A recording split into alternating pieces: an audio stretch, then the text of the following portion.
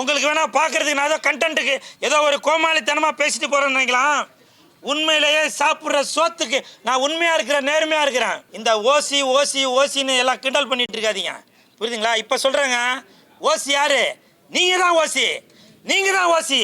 ஓசி bus கிடைக்குமான்னு பார்க்குறீங்க, ஓசி cylinder கிடைக்குமான்னு பார்க்குறீங்க, ஓசியில் தங்கம் கிடைக்குமான்னு பார்க்குறீங்க, இன்னும் என்னென்ன ஓசிலாம் எதிர்பார்க்குறீங்க?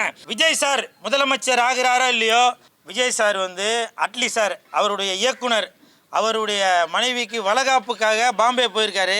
ஆனால் நிறையா பேர் இதை நீங்கள் ஒரு சாதகமாக பயன்படுத்திட்டு திரிஷா அவர்களோட அந்த தங்கச்சியோட ஃபோட்டோவை அவங்க கூட இணைச்சி போட்டு திரிஷா அவர்களும் பாம்பே போயிருக்காங்க அப்படின்னு ஒரு போலியான ஒரு விஷயத்த நீங்கள் உங்களோட கொள்கையில் கோட்பாடில் அதை நீங்கள் காட்டுங்க. அதை விட்டுட்டு அந்த தங்கச்சி திரிஷா மேலே ஏங்க அப்படி உங்களுக்கு ஒரு வன்மத்தை காட்டிட்டு இருக்கீங்க? விஜய் சாரை முதலமைச்சர் ஆக்குறீங்களோ இல்லையோ, அவருக்குன்னு ஒரு குடும்பம் இருக்குது, புரியுதுங்களா? அந்த குடும்பத்தை தயவு செஞ்சு நீங்கள் சீர்குலைச்சிடாதீங்க. அந்த கமெண்ட்டில் உள்ளவங்களுக்கு தான் சொல்கிறேன், சில அரசியல்வாதிகள் வேணும்னே நீங்கள் ஒரு பிம்பத்தை உருவாக்கிட்டு இருக்கீங்க. அப்படிப்பட்டவர் இல்லை விஜய் சார். மக்களுக்கு நல்லது பண்றதுக்கு அரசியலுக்கு வாங்கடா, கொள்ளை அடிக்கிறது கொலை பண்றதுக்கு மாடா அரசியலுக்கு.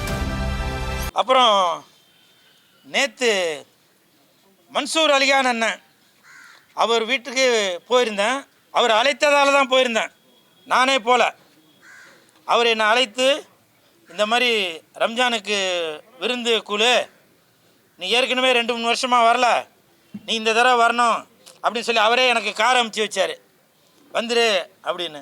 நான் போனேன், போயிட்டு எல்லாருக்கும் சந்தோஷமாக என்னால் முடிஞ்ச அவர் சாப்பாடு போட்டு மன்சூர் அண்ணா எல்லாரையும் சந்தோஷப்படுத்தினார். நானும் கூடமாட இருந்து உதவியாக எல்லாருக்கும் பரிமாறி பல உதவிகள் செய்துட்டு இருந்தேன். ஆனால் கமெண்ட்டில் பார்க்கும்போது நிறையா பேர் ஓசி பிரியாணிக்கு போயிட்டியா அப்படின்னு சொல்லி கேட்டிருந்தீங்க. நான் ஓசி பிரியாணிக்கு அலையிறவன் இல்லைங்க.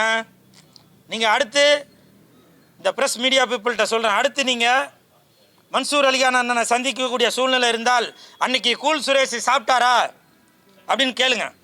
நான் சாப்பிடல, அவர் என்கிட்ட பல தடவை கெஞ்சினார், இல்லை கூலே சாப்பிட்டு போ அப்படின்னாரு. இல்லைண்ணா எனக்கு வேணாண்ணா அப்படின்னு சொன்னேன். என்ன காரணம் தெரியுங்களா? அவர் தன்னால் முடிந்த ஒரு உதவியாக மக்களுக்கு பிரியாணி வழங்கிட்டு வராரு. ரம்ஜானுக்காக மட்டும் இல்லை, எப்போவுமே உதவக்கூடிய குணமுள்ளவர் தான் மன்சூர் அலிகான் அண்ணன். அப்போ நான் ஒரு வார்த்தை சொன்னேன், அண்ணா எனக்கு பிரியாணி வேணாண்ணா, நான் சாப்பிட்ற சாப்பாடை இன்னொருத்தருக்கு கொடுக்கலாண்ணே. ஏன்னா எனக்கு நிறையா இஸ்லாமிய நண்பர்கள் இருக்காங்க. துபாயிலிருந்து கூட அமித் அவர்கள் எனக்கு பிரியாணிலாம் அமுச்சு வச்சாங்க. அப்படி இருக்கும்போது நான் இன்னொருத்தரோட சாப்பாடை சாப்பிட்டு அவருக்கு சாப்பாடு இல்லாமல் போகக்கூடாதுன்ற ஒரு காரணத்துக்காக நான் அவர்கிட்ட அந்த அண்ணன்ட்ட சொல்லிட்டு வந்தேன், மன்சூரண்ணா எனக்கு வேணாம், நான் சாப்பிட்றதுக்கு வேலை இன்னொருத்தரை சாப்பிட்டுட்டு போட்டோம் அப்படின்னு சொல்லிட்டு வந்தேன்.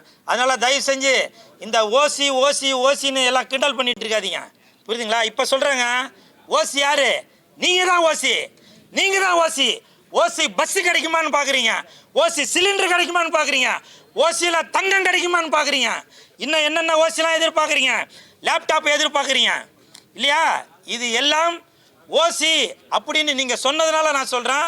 இன்னொன்று தெரிஞ்சுக்கங்க, அந்த ஓசின்றதை தயவு செஞ்சு கேவலப்படுத்தாதீங்க, புரியுதுங்களா?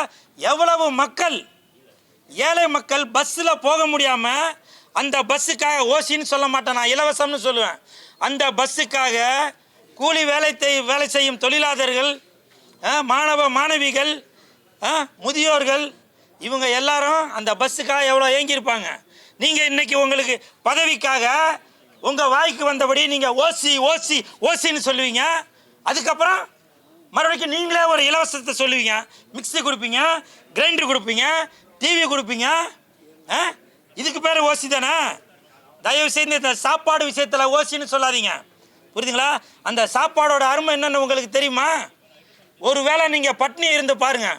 நேற்று மன்சூர் அலிகான் நேற்று பிரியாணி போடும்போது அவ்வளோ பேர் எவ்வளவு துப்புரவு தொழிலாளர்கள், செக்யூரிட்டி வேலை பார்க்குறாங்க, அவங்க எல்லாரும் கையெடுத்து கும்பிட்டுட்டு போகிறாங்க. அவங்களுக்கு தெரியுங்க அந்த சாப்பாடோட அருமை. நீங்கள் ஃபோனில் இருந்துட்டு ஓசின்னு போட்டாங்க அது நீங்கள் பெருமையாக இருக்கிறத நினைக்கிறீங்களா? நீங்கள் ஒரு விவசாயியும் ஒரு சாப்பாடையும் நீங்கள் கேவலப்படுத்திருக்கீங்க, புரியுதுங்களா? தயவு செஞ்சு அந்த மாதிரி ஓசின்னு சொல்லி அடுத்தவங்களை கேவலப்படுத்தாதீங்க. சார், நான் மக்களுக்கு யாரெல்லாம் நல்லது செய்யணும்னு நினைக்கிறாங்களோ அவங்களுக்கு எல்லாருமே ஆதரவு தாங்க.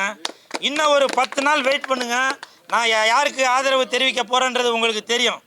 இன்னொன்று விஷயமும் தெரிஞ்சுக்கங்க, எல்லாரும் எதிர்பார்த்த மாதிரி 2026 விஜய் சார் முதலமைச்சர் ஆகிறாரோ இல்லையோ, எடப்பாடி ஐயா முதலமைச்சர் ஆகிறாரோ இல்லையோ, ஸ்டாலின் ஐயா அவர்கள் முதலமைச்சர் ஆகிறாரோ இல்லையோ, இல்லை சீமானந்தன் அவர்கள் முதலமைச்சர் ஆகிறாரோ இல்லையோ, ஆனால் 2026 இந்த கூல் சுரேஷ் மிகப்பெரிய இடத்துக்கு வருவாங்க. காரணம், நான் உண்மையாகவும் நேர்மையாகவும் இருக்கிறேன். உங்களுக்கு வேணா பார்க்கறதுக்கு நான் ஏதோ கண்டென்ட்டுக்கு ஏதோ ஒரு கோமாளித்தனமாக பேசிட்டு போகிறேன்னு நினைக்கலாம். உண்மையிலேயே சாப்பிட்ற சோத்துக்கு நான் உண்மையாக இருக்கிறேன், நேர்மையாக இருக்கிறேன். மற்றவங்கள மாதிரி இன்னைக்கு ஒரு பேச்சு நாளைக்கு ஒரு பேச்சு, அங்கேருந்து பொட்டி கொடுத்தா இந்த பக்கம் தாவுறது, இங்கேருந்து பொட்டி கொடுத்தா அந்த பக்கம் தாவுறது, அந்த மாதிரி வேலை பார்க்கல. நான் உங்கள் அம்மா எங்கள் அம்மா இல்லை, சினிமா. எப்படி நான் எங்கள் அம்மாவோட வயிற்றுலேருந்து நான் மாரிலேருந்து பால் குடிச்சு நான் இன்னைக்கும் என்னோட தாய் தகப்பனுக்கு ஒரு மகனாக இருக்கிறேனோ, அந்த மாதிரி இந்த சினிமாவுக்கு நான் எப்பவுமே உண்மையாக இருப்பேன், நேர்மையாக இருப்பேன்.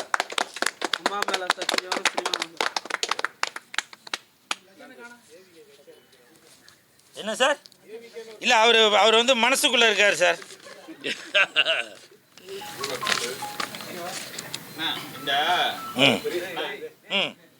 சார் சொல்லுங்க, கேக்குது. சார் சார் போயிட்டு இந்த கட்சிக்கு ஓட்டு போடுங்க, அந்த கட்சிக்கு காசு வரும்ல, கேம்பெயினா போனா இன்னும் கூல் சுரேஷ் சார். இல்லை சார், நீங்கள் சொல்கிறது என் மீது என் குடும்பத்தின் மீது நான் நல்லா இருக்கணுன்ற அக்கறையில் நீங்கள் சொல்கிறீங்க எனக்கு ஒரு வருமானத்தை தரணும் அப்படின்னு. ஆனால் அந்த மாதிரி ஓட்டுக்கு காசும் கொடுக்கக்கூடாது, காசுக்கு வாங்கக்கூடாது அப்படின்ற ஒரு கொள்கையில் உள்ளவன் நான். சினிமாவுக்காக மட்டும்தான் நான் தேட்டருக்கு போவேனே தவிர அரசியலுக்காக நான் தேட்டருக்கு போய் ஒரு போலியான பிரச்சாரம் பண்ண மாட்டேங்க.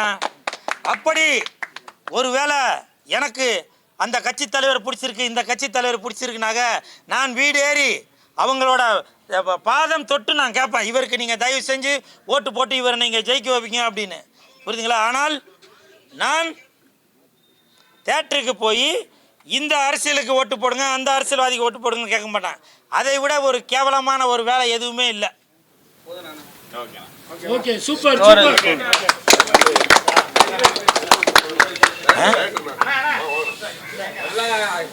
தேர்தல் நெருங்கிடுச்சு, எல்லா அரசியல் தலைவரும் பிஸியா இருக்காங்க.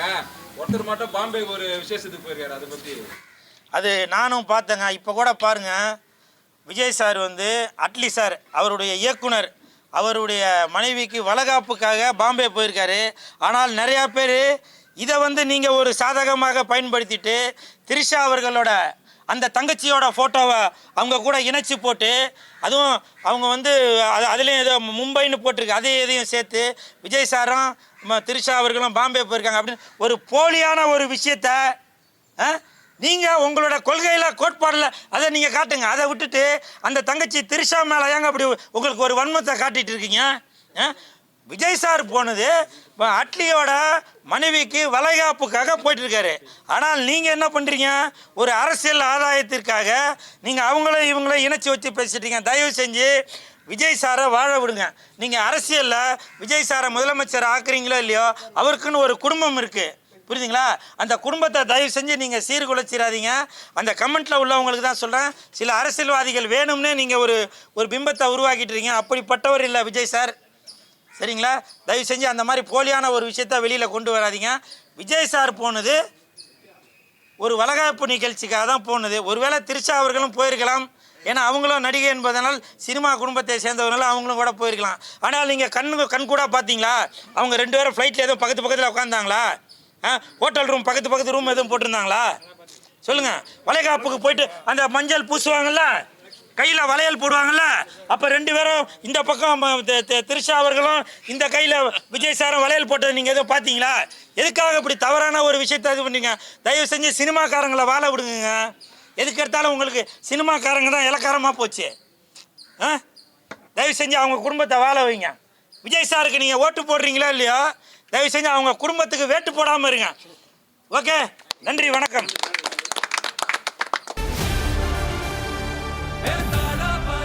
மக்களுக்கு நல்லது பண்றதுக்கு அரசியலுக்கு வாங்கடா, கொள்ளை அடிக்கிறது, கொலை பண்றதுக்கு அரசியலுக்கு